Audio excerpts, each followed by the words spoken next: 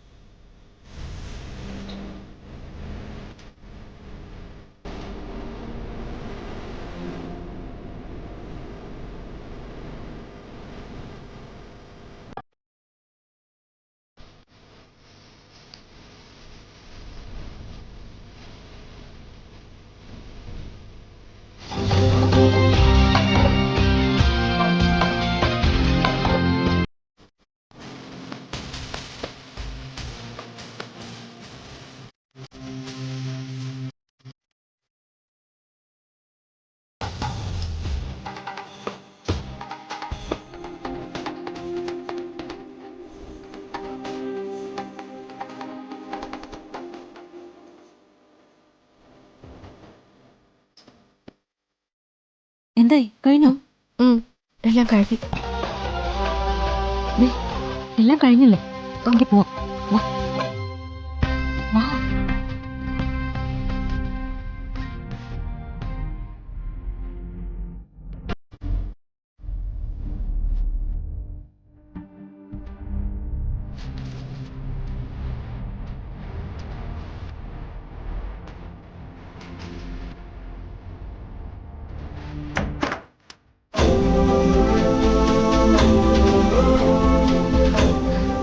ഇപ്പഴെന്റെ ശ്വാസം നേരെ വീണ്.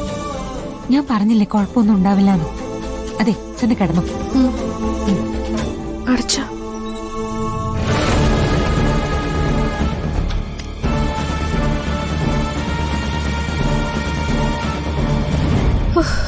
കൃഷ്ണ.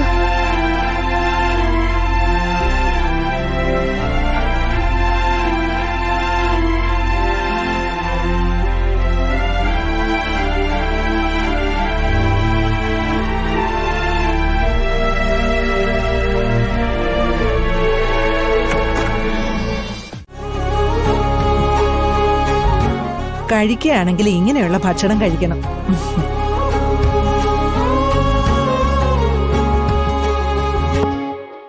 പ്രിയങ്ക മോളെ, കഴിഞ്ഞ ദിവസത്തെ ഭക്ഷണം മോശമായപ്പോ ഞാൻ കരുതി മോളെ കൊണ്ട് ഈ ഒരു കാര്യത്തിന് കഴിയില്ലെന്ന്.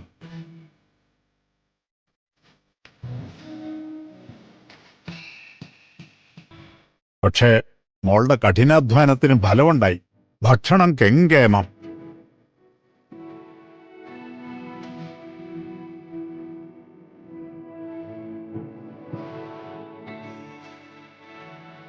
വെളുപ്പിനെ എഴുന്നേറ്റ് നമ്മള് ഓരോന്നുണ്ടാക്കി പിന്നെ ഓരോന്ന് മാറ്റിയും മറിച്ചുമൊക്കെ ലക്ഷ്യം സാധിച്ചല്ലോ.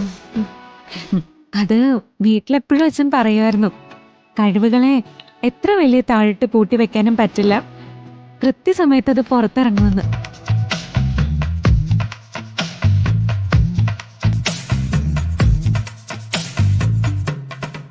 വരുൺ, എന്താ നിന്റെ അഭിപ്രായം? ഇത് നന്നാവുമെന്ന് എനിക്കറിയാമെന്ന് വെച്ചാ, കാരണം അത് ഉണ്ടാക്കിയത് എന്റെ പെണ്ണല്ലേ.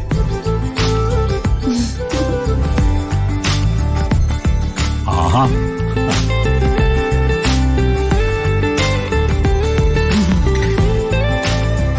അപ്പൊ പിന്നെ ഭക്ഷണം കഴിച്ചിട്ട് മത്സരത്തിന്റെ വിധി പ്രഖ്യാപിക്കാം. എന്താ?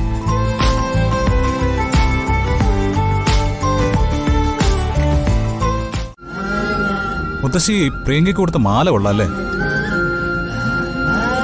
പാചകം ഗംഭീരമായിരുന്നു. എല്ലാ ഐറ്റത്തിനും എന്തൊരു ടേസ്റ്റ് ആയിരുന്നു.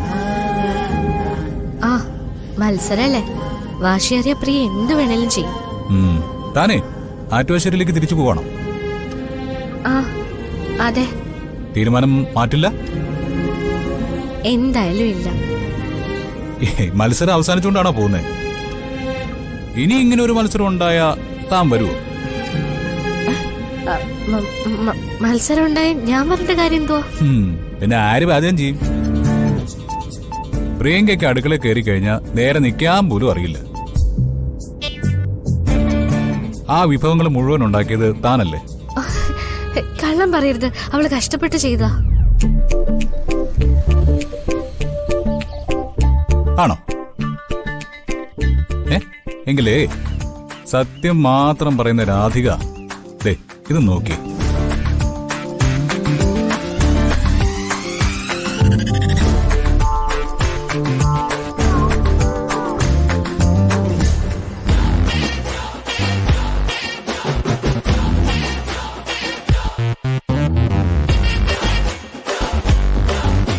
കണ്ടു നോക്ക്.